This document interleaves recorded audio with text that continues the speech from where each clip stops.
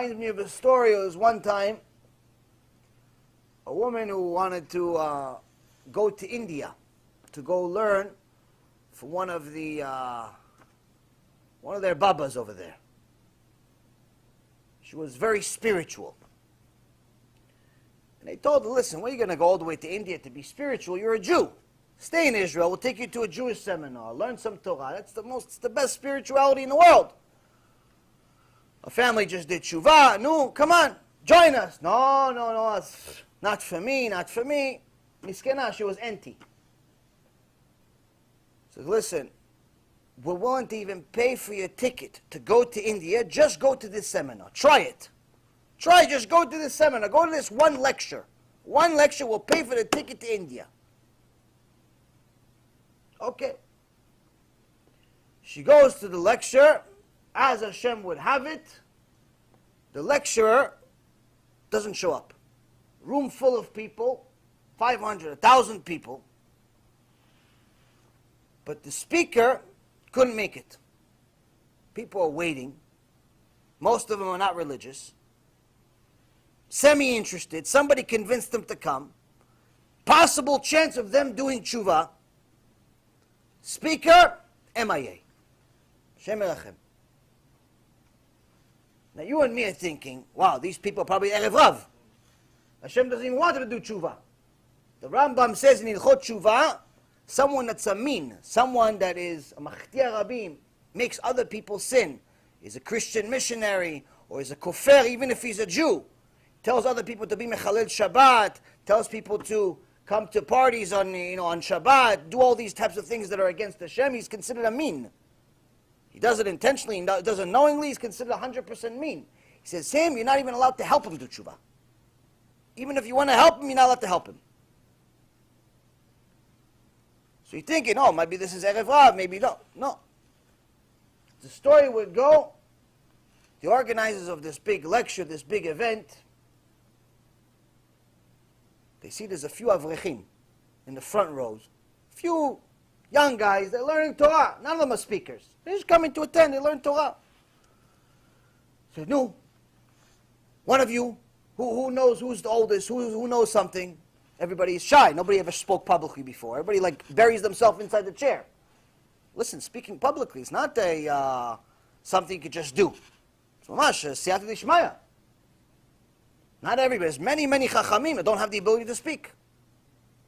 Just what they say in one sentence is more than I would know in the next 100 years, but they don't have the ability to speak.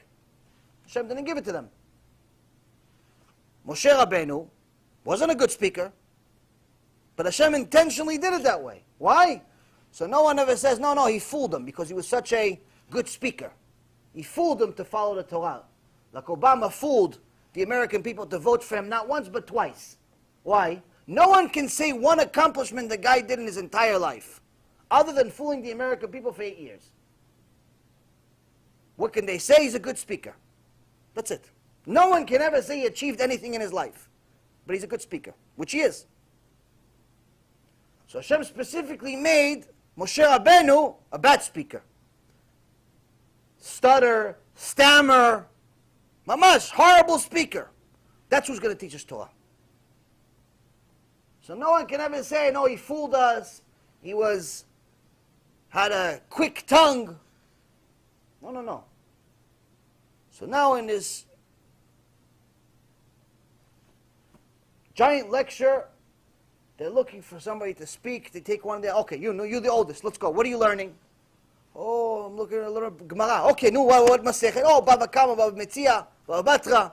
So I'm learning the halachot. Okay, teach us about that. No, I don't know how to speak. Young guy, miskin. What does he know? He learned a little bit of Torah, but he's not a public speaker. He came to the speech to also be one of the fans, to also be one of the learners, one of the people that enjoys the speech. He didn't come to speak. I said, no, but you're the only one in this entire room that actually knows something. Everybody else is chilonim. It's 500, 1,000 people, chilonim. They don't know anything. They know here and there a few things that their parents taught them, but they don't know much. You actually know Torah. You've been religious your whole life. No, tell them whatever you learn. Misken, the poor guy didn't know what he got himself into. So he goes on the stage And he starts speaking. What are you going to speak about? He says, I'm going to speak about the daf that I'm learning of what happens when you find something that was lost. In the Jewish world, when you find something that's lost, you can't just pocket it like an animal. You have to find out if it belongs to somebody. If it belongs to a Jew, you must return it. Unless it's going to cost you more to return it than it's worth. So for example, if you find $1 in a wallet, and there's, let's say, Tudat Zeut, there's a ID of the person in there, you know that this belongs to Amos, who lives in Australia. You're in Israel, but you have $1 in the wallet. You don't have to return it. Why? Because it's going to cost you more to go travel to Australia. It's going to cost you $2,000 just for the plane ticket. To go return $1, you're not obligated to do that. But if, let's say, he lives down the street, you have a couple of $100 in the wallet, you have $100, $50, whatever it is, and you have to return it. But long story short, there's a calculation of what you have to return, what you don't have to return, who not to return. If it belongs to a goy, you technically don't have to return it, but if you do, you can fulfill the biggest mitzvah in the Torah, which is Kiddush HaShem. So some people are saying, no, listen, I found $500, I have confirmation it belongs to a goy, I'm pocketing it. It's nes from Shamayim. It's a miracle from Shamayim, which it could be. But the reward you're going to get when you return the $500 to the goy, in Shamayim, when you sanctify Hashem's name and the guy knows, oh, you return it to me, why? Why'd you return $500? I return it to you because that's what our Torah says. Hashem told us to return it. You just fulfilled Kiddush Hashem. You are super tzaddik. There's one tzaddik, I believe in New Jersey, bought a desk, a used desk, from some woman, a non-Jew, and when he got the desk, to put it into the house, he had to take it apart. And when he took it apart, he saw that inside the desk there was a bag. So he took the bag, and he opened the bag, and he saw that there's almost $90,000 in cash in the bag, inside the desk.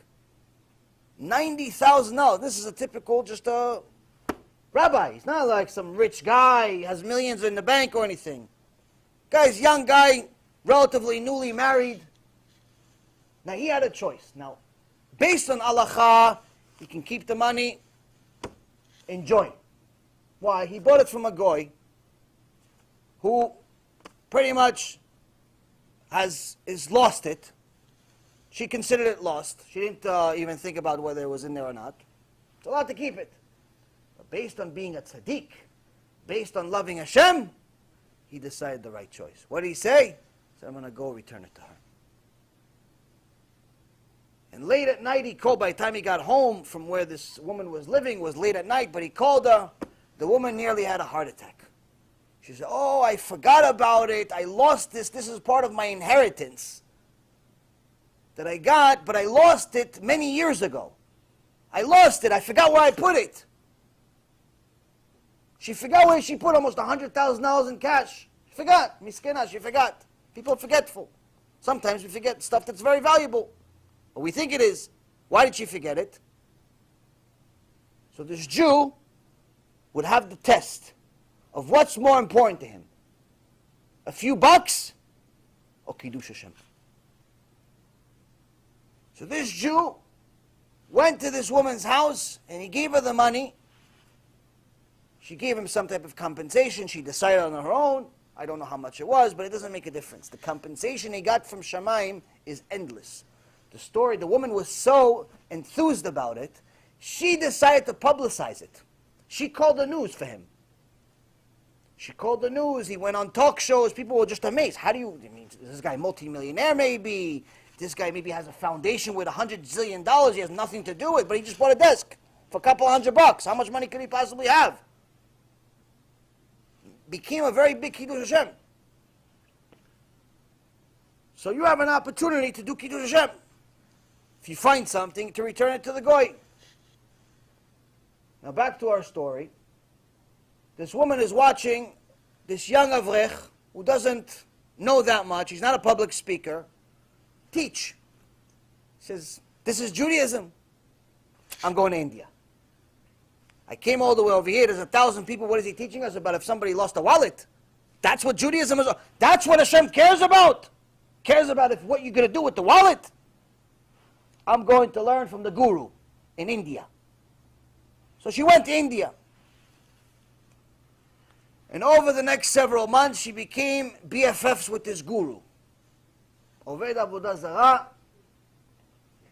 Shem Erachem, and she starts to learn from this guru with the rest of his students. And they all follow him every single step that he does. He moves this way, they move that way, he moves that way, they explain it. Oh, what was this? What was he thinking when he did that? Oh, it's the spirits, it's the this. They see him drinking urine, they want to drink urine, Hashem Erachem. All types of stupidity and foolishness that there's no end. There's no end to stupidity. Even Einstein, who wasn't a religious guy, he said there's only one thing that there's no limit of. What is it? Stupidity. There's an infinite amount of stupidity. Infinite. So, she's watching, she's becoming a guru. She's becoming one of his top students. And one day, this guru is in the street, and he sees a guy right in front of him with all the students. You know, it's like he's got an entourage. Everybody's walking with the guru, and they see the guy in front of him drop the wallet on the floor. The guru picks it up right away, opens it up, sees there's a bunch of bills in there, and pockets the money, throws out the wallet. Takes the money, puts it in his pocket, throws out the wallet. Now the girl sees this, she goes, hey, you're a guru. Don't you think maybe you should return it to him? It's good karma. He goes, no, it's good karma for me to have those extra money in my pocket. That's what good karma is. It's good karma for me to be rich. The Avodah Zarah, the idol, send me the money. Yeah, but you know it belongs to him. What sends you the money? If you just found money by itself in some box that was floating in the air, okay, he sends you the money. But you saw the guy that lost the money is 2 meters away from you. Misken, maybe it's his entire month's salary, entire year's salary. Maybe it's a loan. Maybe he's trying to, he needs the money to save his son's life. You never know what this money is. He's going to pocket it. Hey, don't ask any questions. That's when this young Jewish woman realized Kol chokhmato lo shava klum. All of his wisdom is worthless. Why? Ma'asav lo tovim.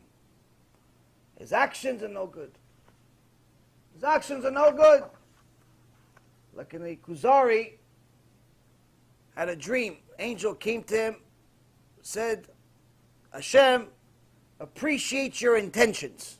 You're trying to get close to him. You're trying to find the truth of who God is. But he doesn't appreciate or accept your actions because you're doing it through idol worship. So your intentions are good, but your actions, no good. So this Jewish woman realized this is all shtuyot, this is all garbage. It's all fake. Karma, dharma, barma, all nonsense. The guy's in it for money. The guy is a pere adam, he's an animal. And to think that all the righteous people live back at home in Israel. Because even to find out what you do with a wallet that you find, we have halacha for that. We have rules of what you do when you find a wallet. I need to find out more. She went on the next plane to Israel, and she went back to the seminar, and she continued delving more and more into the Torah, and Baruch Hashem did full tshuva, and told the story to the world. When a nation has a holy Torah, a divine book, that even has rules of what to do with the lost and found department, it shows that you're not just an average person. You're part of something bigger than you.